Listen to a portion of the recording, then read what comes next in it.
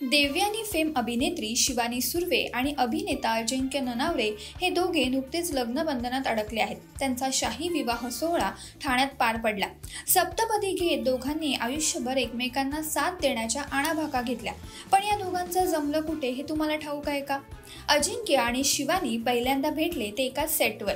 तू जीवाला गुंतवावे या मालिकेत ते दोघेही एकत्र झळकले होते।